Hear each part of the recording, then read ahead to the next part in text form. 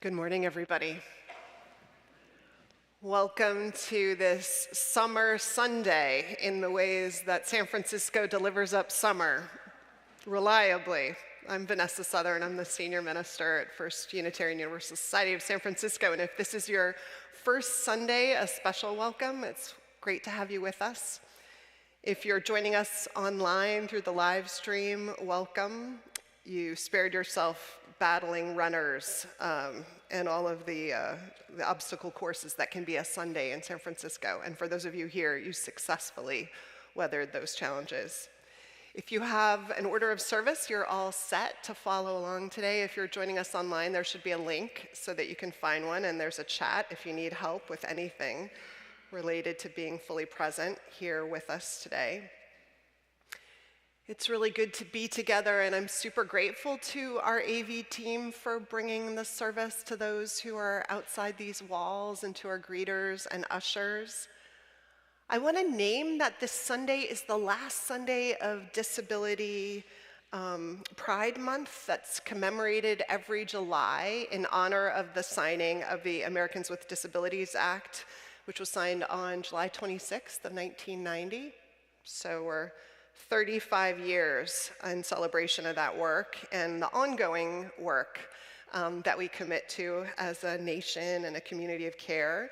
And the month is in part an invitation to celebrate the culture and the community and the history of people with disabilities and the work of inclusion also, and rights and access. It is true here every week, but I therefore especially want to make sure that everybody knows that there are hearing assisting devices in the back. The ushers have them. If you want some help hearing, you can go see one of the ushers and they can help set you up. There are large print hymnals if you need one of those. If it helps for you to read lips, you can sit closer to the screen, which can help you do that during the sermon and other parts of the service where people are speaking.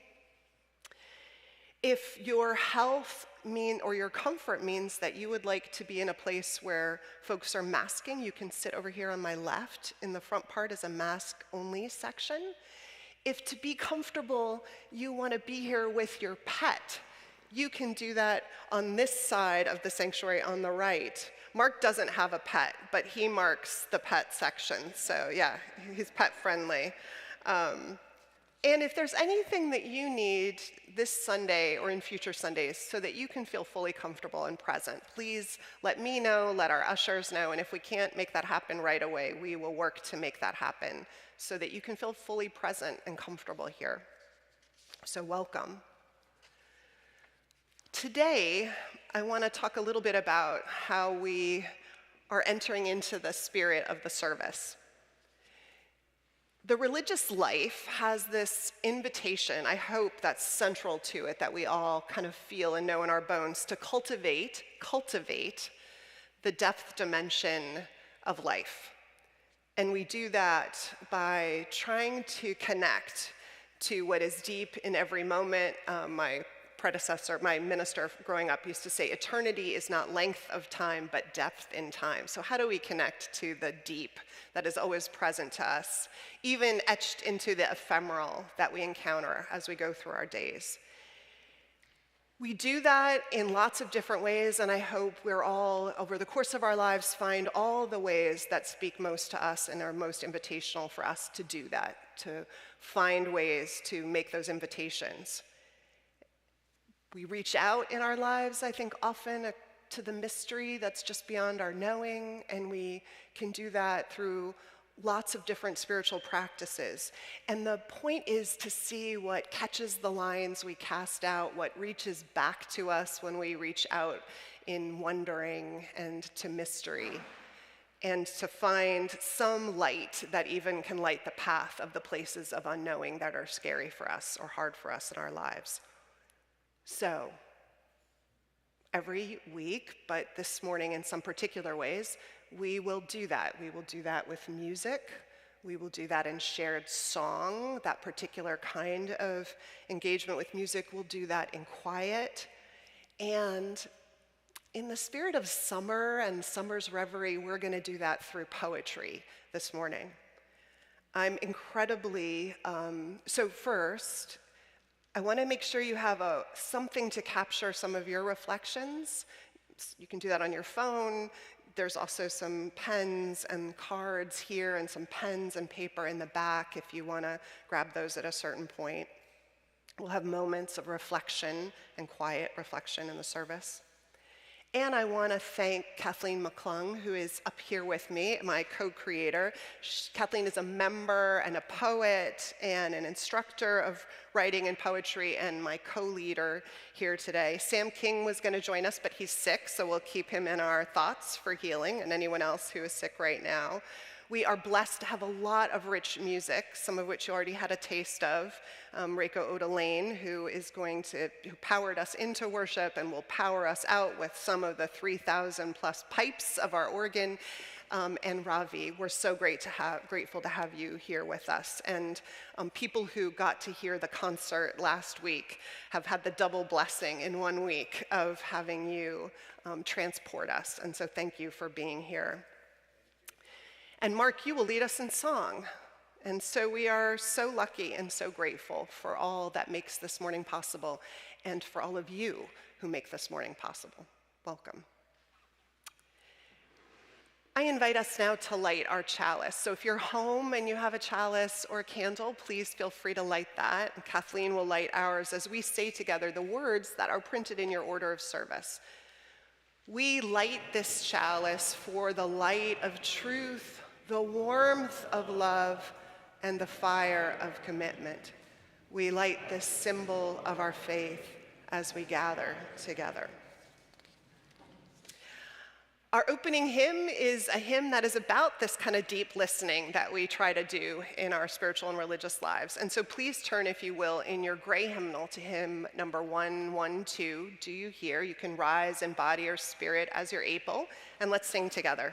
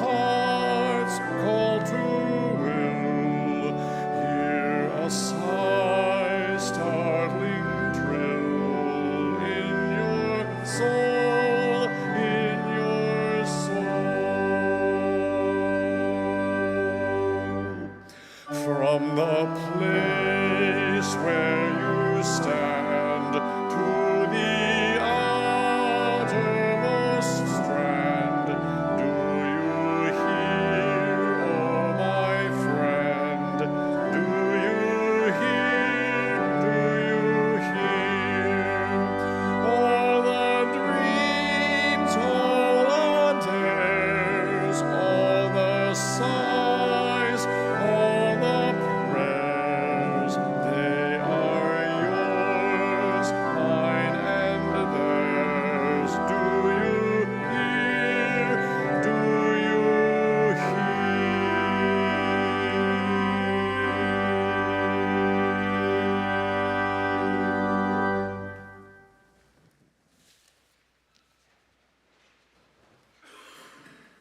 Oh, I didn't get up fast enough. Let's take a moment and greet one another. Recognizing people that you know, recognizing people that you haven't met, let's reach out to one another.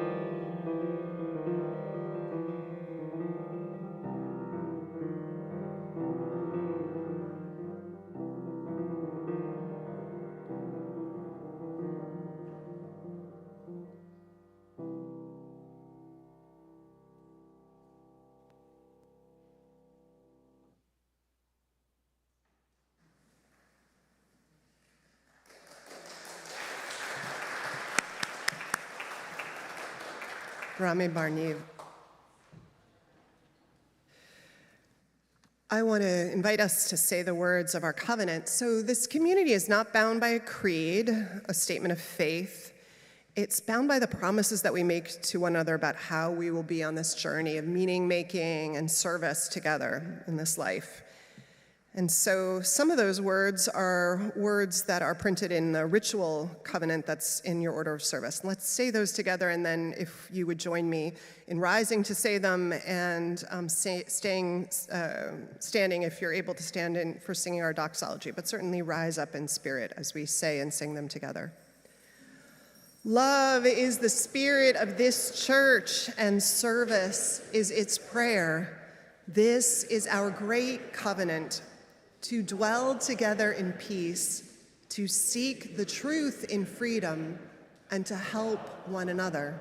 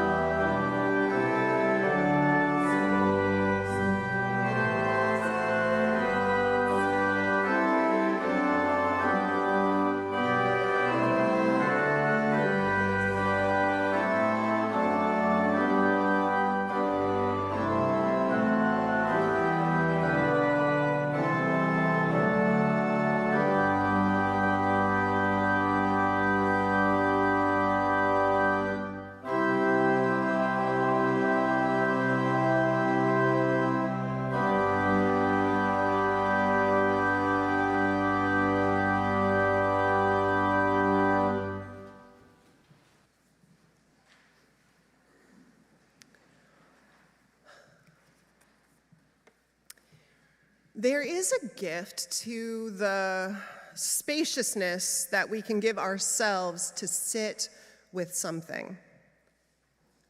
The practice of sitting on a mountain or in a garden and doing the rewarding work of just paying attention. Stopping the monkey mind and the frenzy to constantly be in motion, the false pressure to produce, and sit still. Most spiritual practices that work their magic the way they are intended to are some invitation for us to slow down and pay attention. Walk the Camino of Santiago, attentive to who and what you meet along the way. Chant, singing the same words over and over, and let the music take you somewhere beyond ordinary time, that it has taken generations of singers before you. All these are ways that we throw open the door to spirit. And another well-worn way is to sit with a text. Even sit with the same one over time, or the flip side, to write or create out of what we hear and find in the world and in ourselves, out of that attentiveness. All of it ways to stay awake, listening. So poetry, the reading of it, the writing of it, can be a gorgeous piece of this life of attentiveness, and I think it is for many of us. A favorite way to throw open the door to spirit. Now, I want to be clear, I don't want us to take ourselves too seriously. There is bad poetry. In fact, people give me books. Sometimes they don't even tell me who's giving them to me, which is even more funny. But one person gave me a book called, it looks very official too, isn't it? Very Bad Poetry. If you'd like to borrow it, you can. There are a lot of groaners.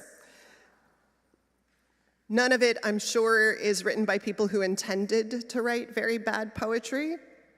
One of my favorites in the collection is by Lillian Curtis. It's a poem written to the potato.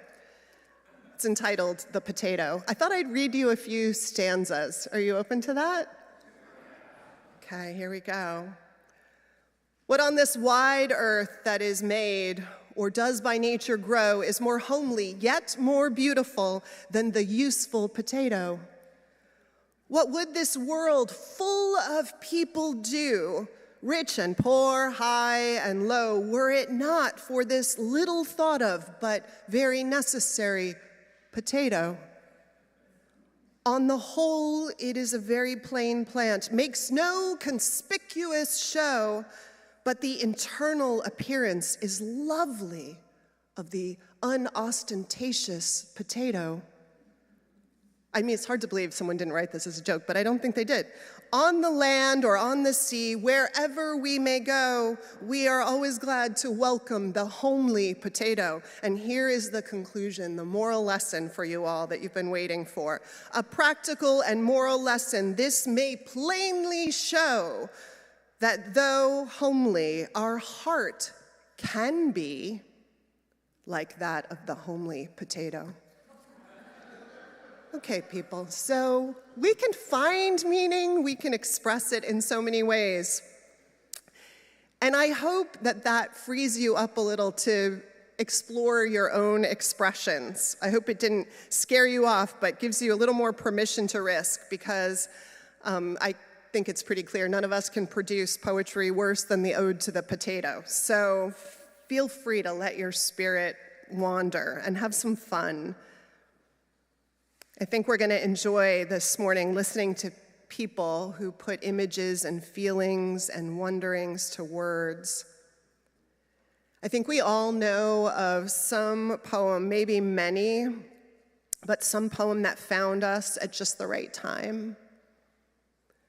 One that put to words something, gave us a glimpse of an answer, maybe just helped us to feel a little less alone in something we were holding, and the power of that. I've found, and I bet many of you have, that a poem will accrete over time, that our relationship with it can grow deeper, the way any relationship does when we revisit and discover new aspects and layers of what it has to say to us. It's the beauty of sitting with text in a spiritual way. I love poetry that knocks me off my feet. I also love poetry that doesn't take itself too seriously and invites me to laugh and find meaning in the silly and the ordinary. And I love to share poetry. It's like trading great recipes, right? We're fed by something that's powerful and delicious, and the most natural thing is to want to share it. And this service, in many ways, is crafted in that spirit. Many of you shared some of your favorite poems, ones by friends. We have some by people among us that are gorgeous and fun to share back. So I invite you to sit with all of it, and the invitations to let poems and images take you somewhere. Kathleen McClung, who is so gifted, recently had a poem published in an anthology, which is lovely, of California poets, all women who are 60 years of age or older, 175 of them, one for every year of the state of California. And the collection is called, and I love this title, Women in a Golden State. Part of it is about aging, and it's beautiful. And I asked if she would read the poem that she wrote in it, and then I thought again and asked if she would be willing to talk about her relationship to poetry as a writer of it. Poetry, I wondered, as a spiritual practice, and she graciously agreed, and we are blessed. Kathleen.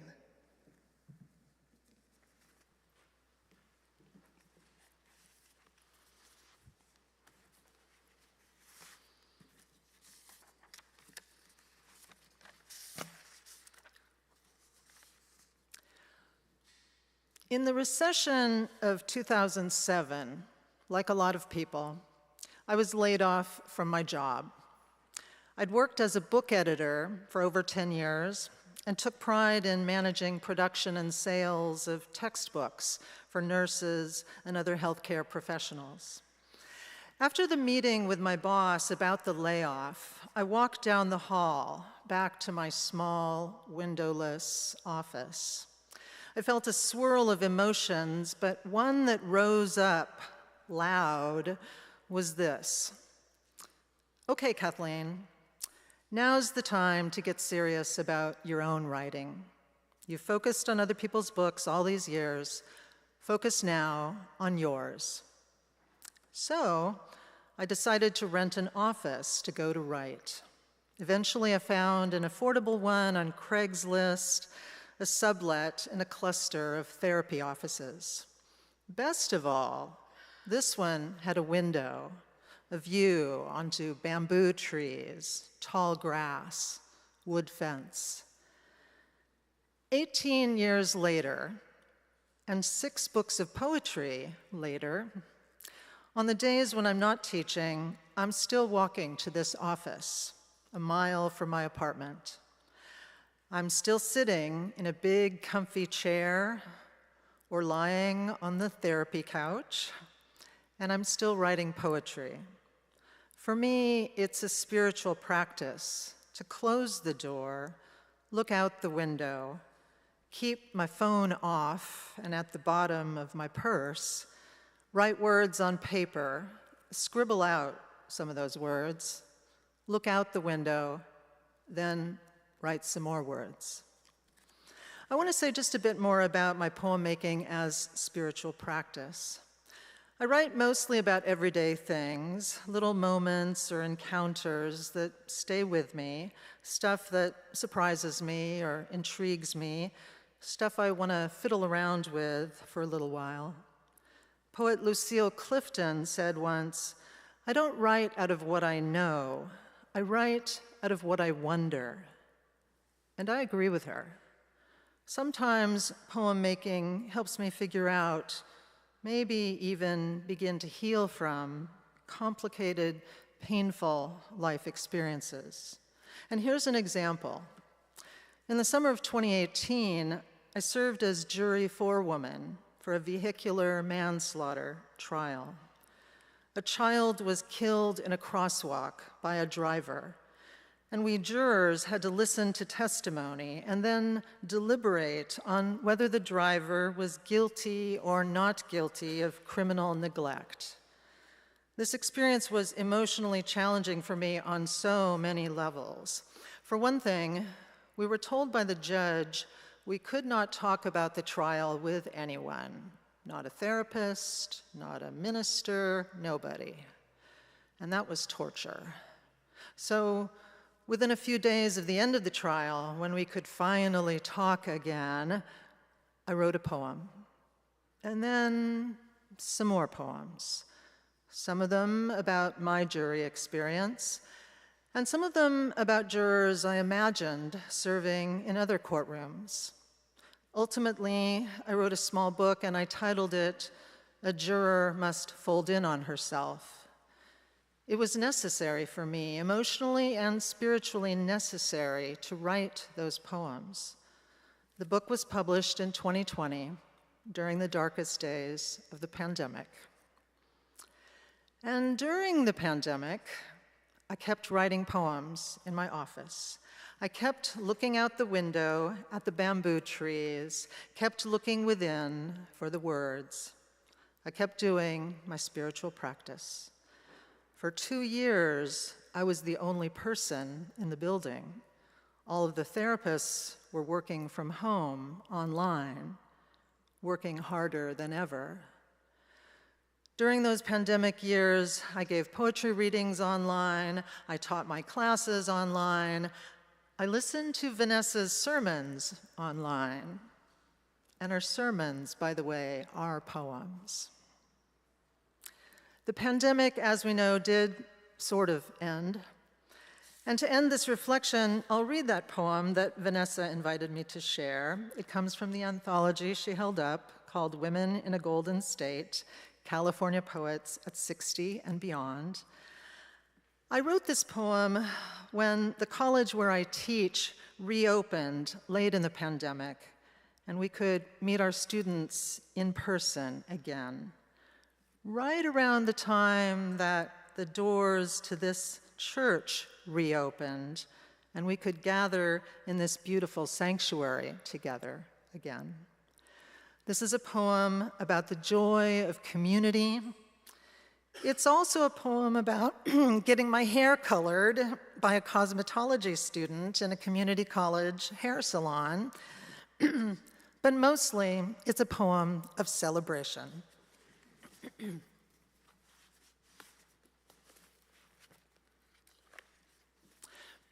Knowledge and Praxis, a late pandemic abecedarian.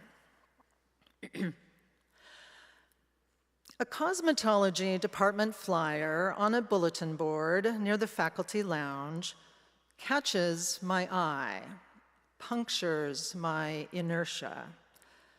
Damn this dull gray, damn COVID. Except for Tom, nobody's touched my face, my hair, for 2 years. Give me your finest chemicals, don't hesitate. Keep foiling each strand, even if your professor steps in, takes charge, just as you turn to my bangs. Knowledge and praxis coalesce with time. Let me sit silent under the black cape. My quiet's no critique of you, dear novice. No, I'm soaking it all in. Old teacher in a fluorescent temple.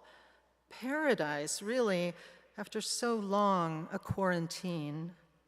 Music of blow dryers, voices rising, someone's Beyonce ringtone, clink of scissors, murmur of combs, harmonics, teaching us in this mirrored room how to unite, how to encircle, beautify each other, versus splintering into posses, aiming words, weapons, memes. By the sink, I exhale, inhale. Do I smell lavender shampoo? Yes, yes. It lingers long after I zip my wallet, drive home, almost blonde. Thank you.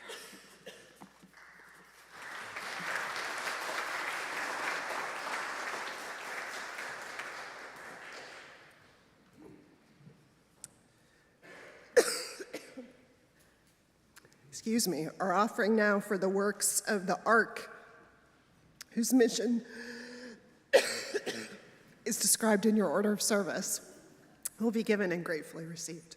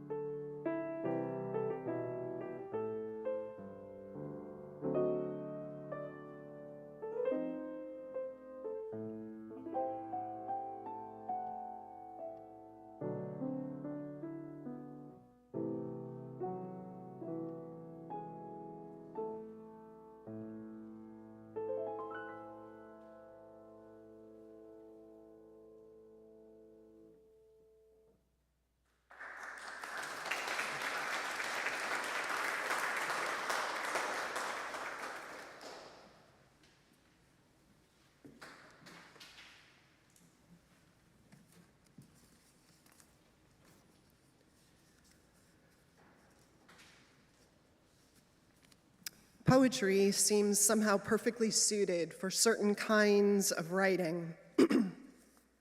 Writing that grapples with loss, grief, the bittersweet wrestling with mortality seems suited to the pared back language of the poet, like life stripped back to its bare essentials, like if you've seen it or pictures of it, the eastern face of, the western face of Anton Gaudi's Sagrada Familia church in Barcelona.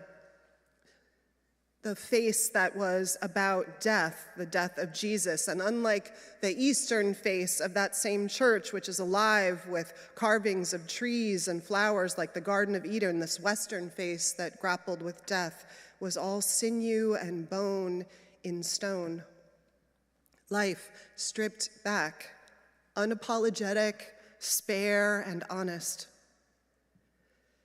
There are lots of jokes about it not being a proper Unitarian Universalist sermon or service without a poem or a reference to Mary Oliver. Has a lot of truth to it. She is a favorite poet for many of us.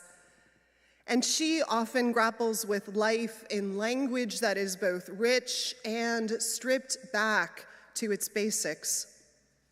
So this morning, I thought I'd share a favorite of mine, written as she looks out over a landscape that I think is turning to fall and winter. In Blackwater Woods.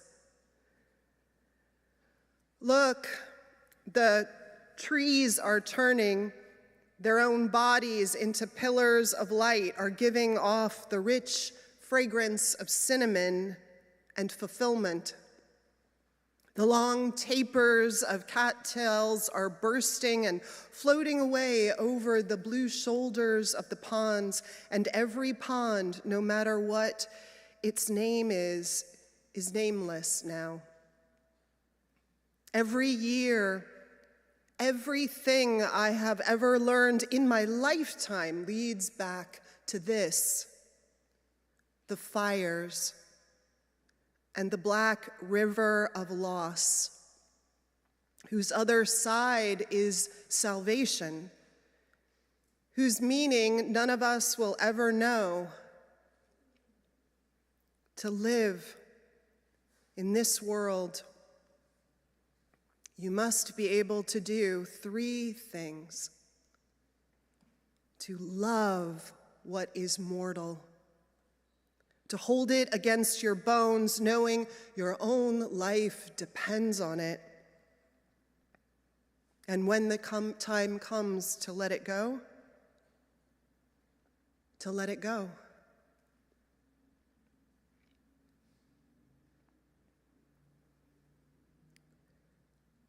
Let me ask you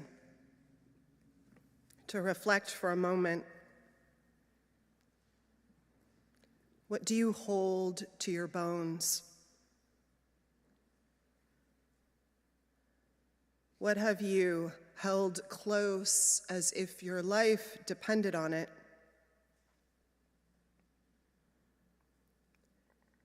And when the time came, or will come, how will you let it go?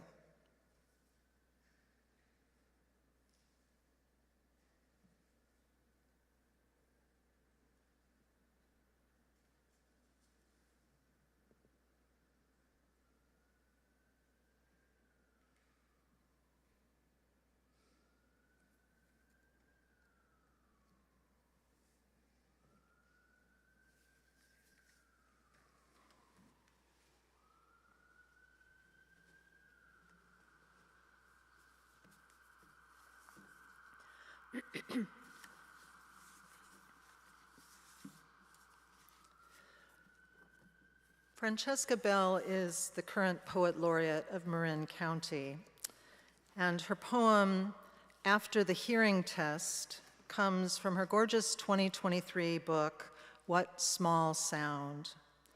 Francesca is not completely deaf, but her book contains poems about her mother's deafness and Francesca's own gradual hearing loss. And in this, too, is a rich engagement with life and however it comes, in all the ways that it comes, grapples also with letting go and loss that is part of our lives too.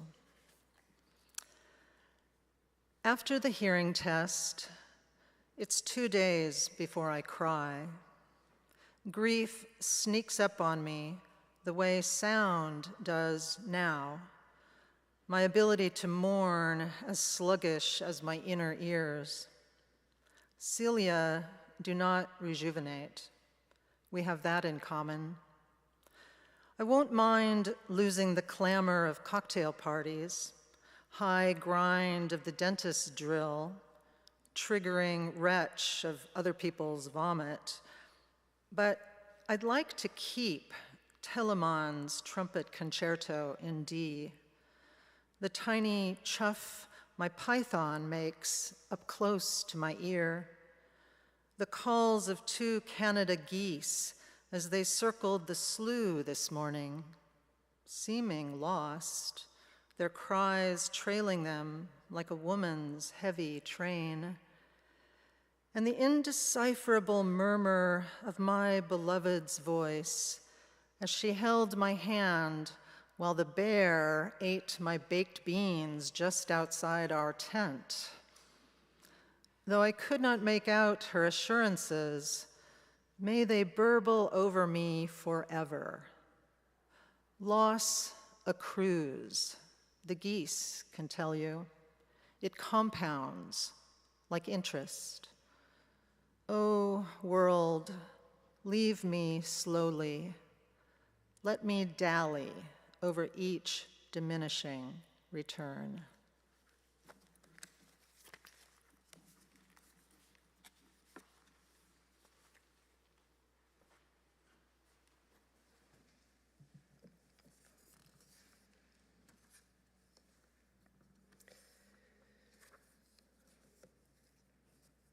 I invite us into a time of meditation.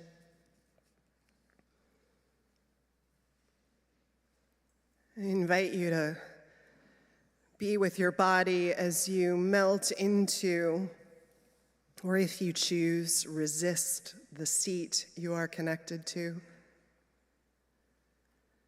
Feel the floor that is the foundation of your corner of the world right now under your feet.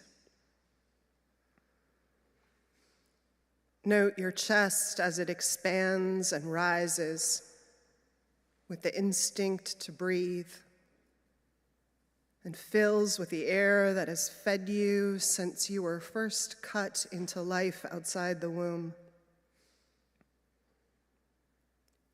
Know this moment as it is, and the next.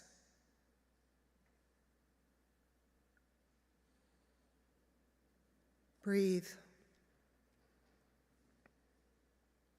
and let thoughts visit like guests at a party.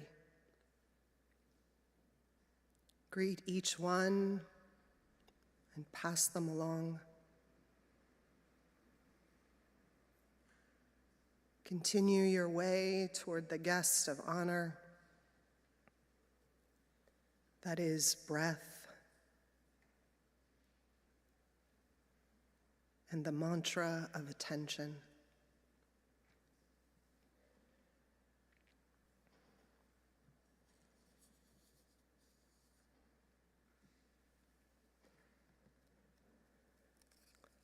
And as we enter into shared silence,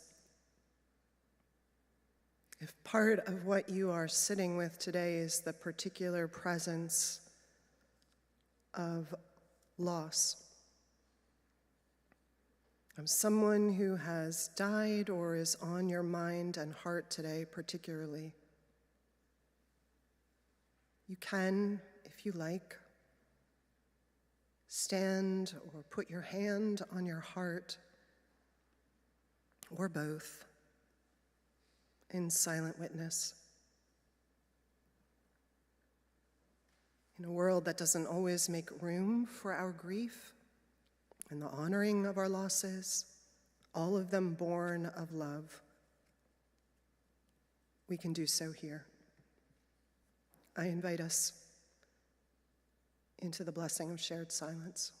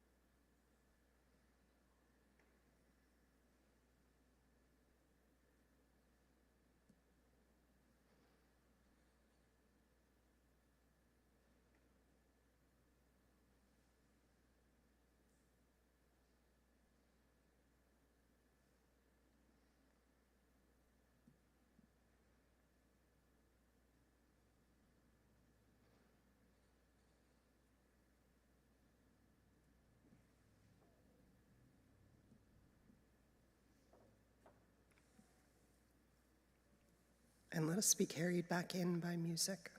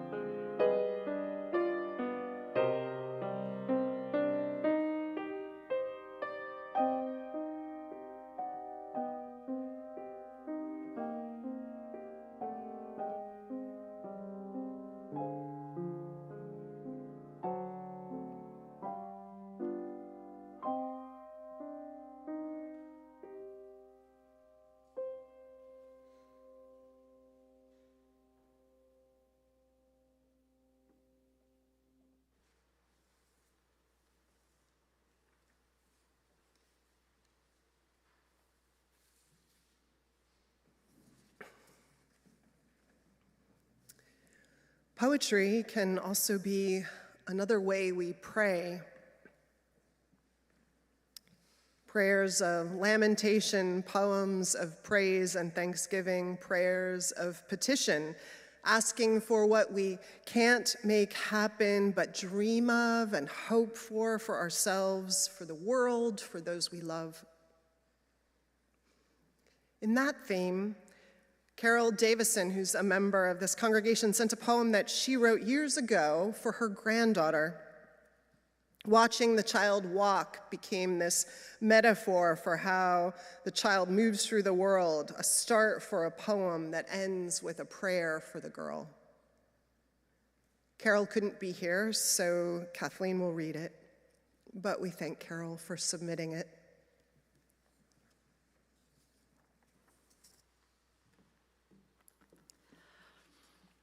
Stepping Over the Broken Places by Carol Davison.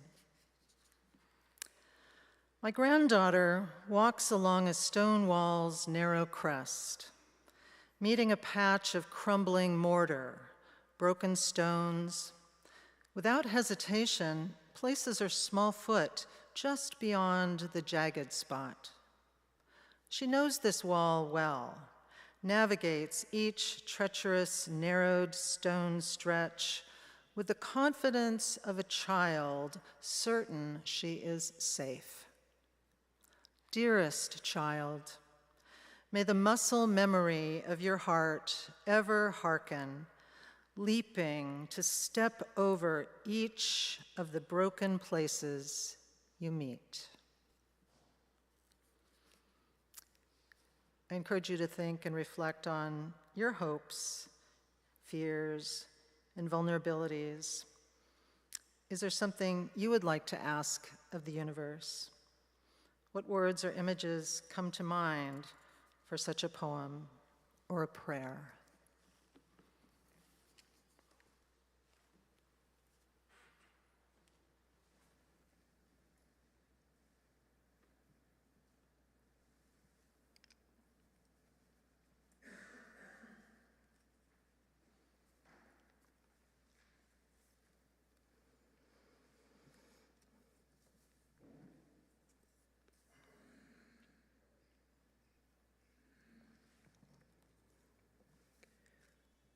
Robert Levette Smith is another member, beloved in this community, and another gifted and published poet.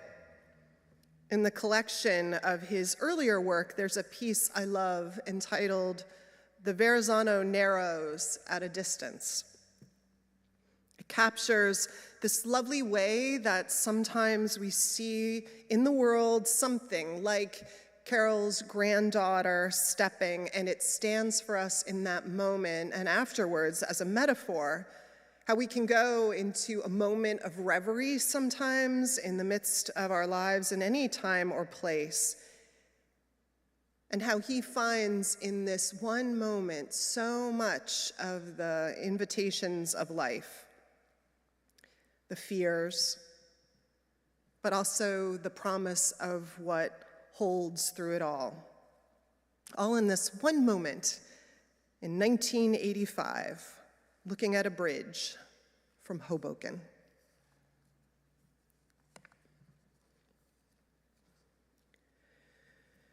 Through the haze, I can see the dully gleaming span and a dark knot of gulls tying and untying itself in the air.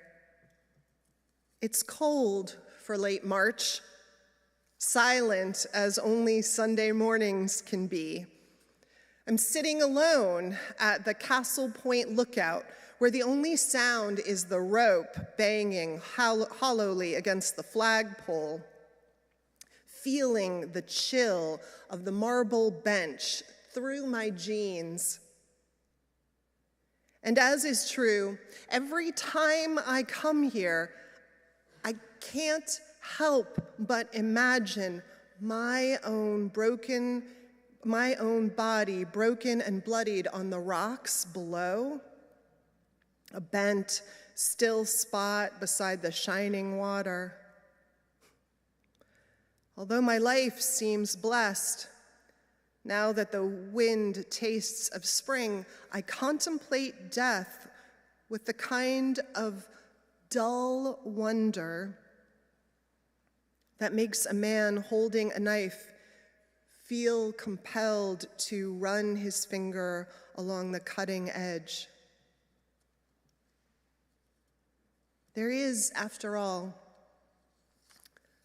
nothing in myself that the world would really miss were I to take that dizzying step into oblivion.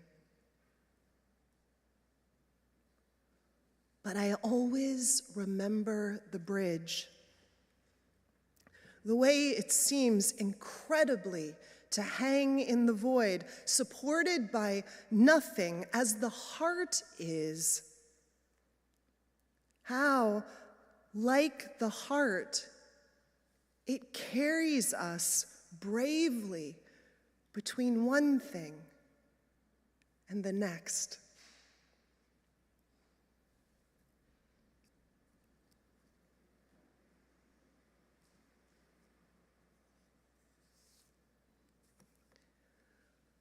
I invite us to sing our second hymn of the morning. It's in your gray hymnal, number 324. Also about this attention to spirit and where it leads. Let's rise as we're able and sing.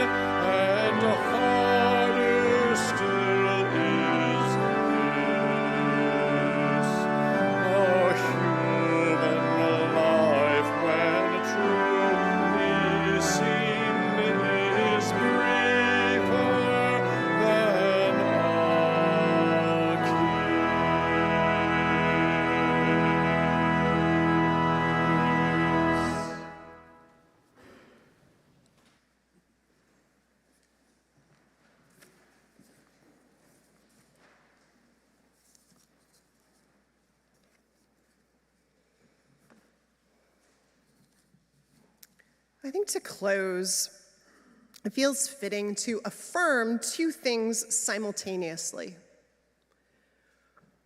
First, the gift of staying alive to the world, awake to it, to life, connected and tuned in and seeing signs and intuiting insights in the landscape of bird and bridge and a granddaughter's walk and an afternoon at the salon, all of it.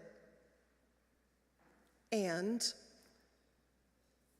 on the other side, the reality that we can't live awake like that all the time, that life is exhausting and shutting down is normal and sometimes necessary.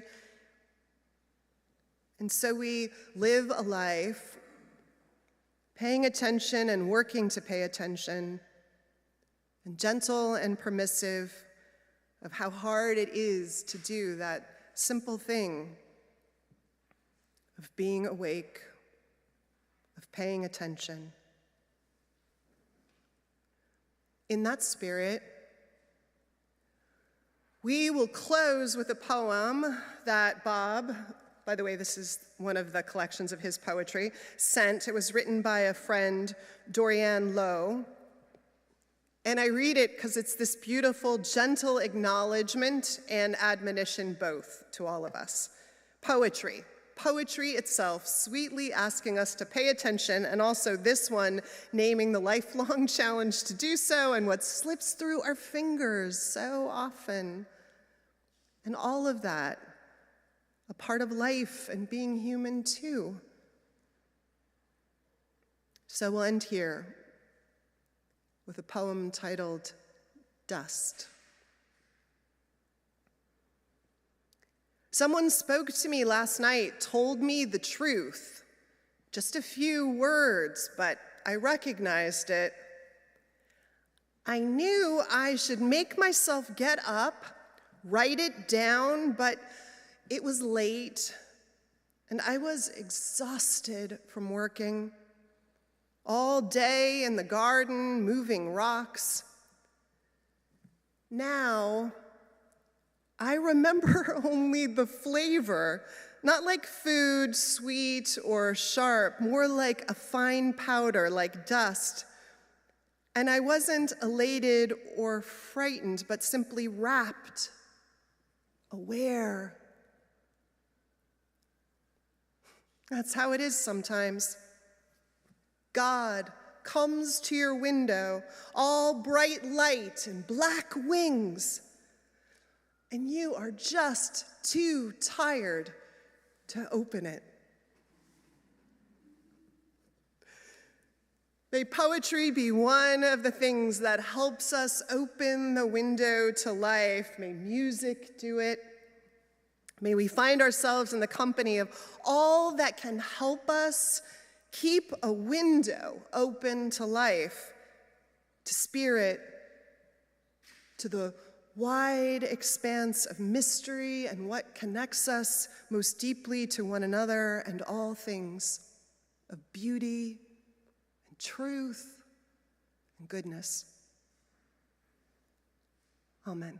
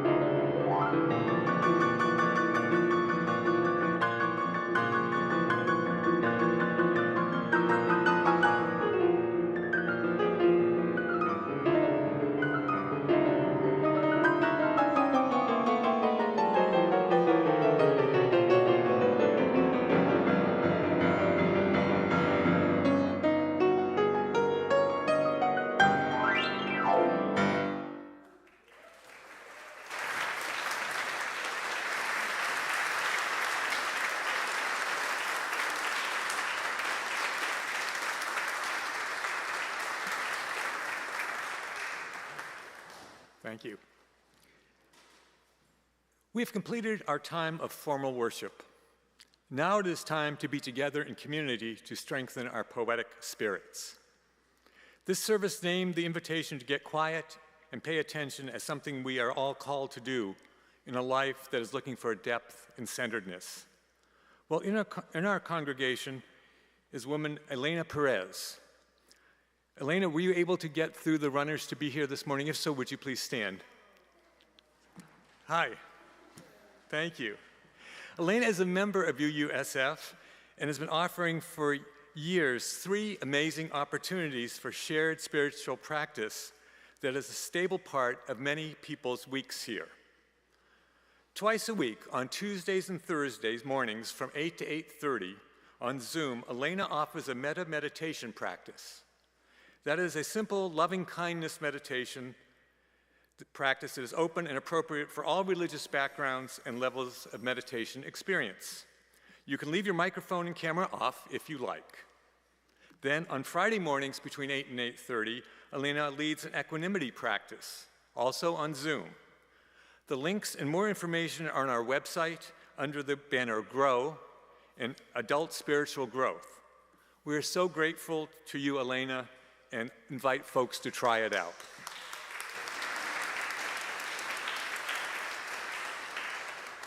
Our next invitation is to join us next week for a service that will be led by Matt Myers.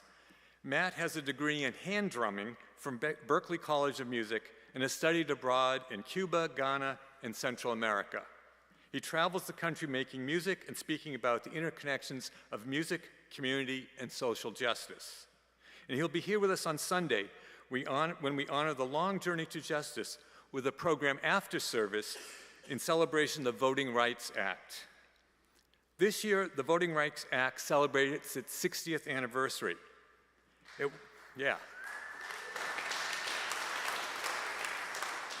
1:30, we have a program featuring food, music, history, and the launch of our new Writing to Voters project, partnering with Reclaim Our Vote nationwide effort.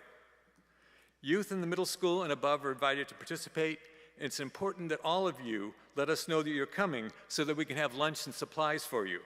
So just scan the QR code in your order of service to get to the registration page to let us know you're coming. It's 12:30. Thank you. Reclaim Our Vote's mission is to outreach and support to voters in the communities of color, primarily in the rural South. The focus will be on the Virginia state elections, as many major offices will be on the ballot there this fall. Our task is to transcribe the Reclaim Our Vote's message onto colorful handwritten postcards. You may check out the cards to write at home, or you stay and write in community every Sunday until mid-October. So we invite you to join the worship next Sunday, the program after with lunch, and the effort to support the ongoing work of nurturing a nation where leadership is accountable to all citizens. Please also check out the events, presentations, and opportunities to get together that are listed in the order of service and the weekly newsletter, The Flame. Now, let's celebrate being in a poetic community. Come, let's enjoy coffee hour together. Thank you, Galen. Galen is the president, the moderator of our board of trustees, and we're incredibly grateful for your leadership. Well, we will extinguish our chalice until we gather again next week, but we carry with us the light of truth, the warmth of love, and the fire of commitment into our lives outside this place. I invite us to rise as we're able and join hands if you are sick or you don't want to. You probably don't want to hold my hand after all that coughing, but I'll punish Anne. I'll make sure you get some sanitizer after service as we say our benediction. Yeah, let's get all connected. We'll make the interdependent web very evident among us here, embodied.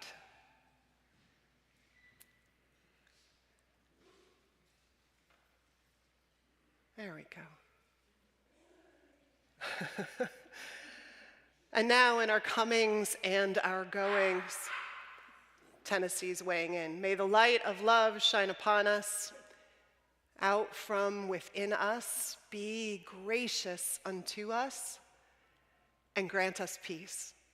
For this is the day we are given. Let us rejoice and be glad in it. Amen, everybody. Amen.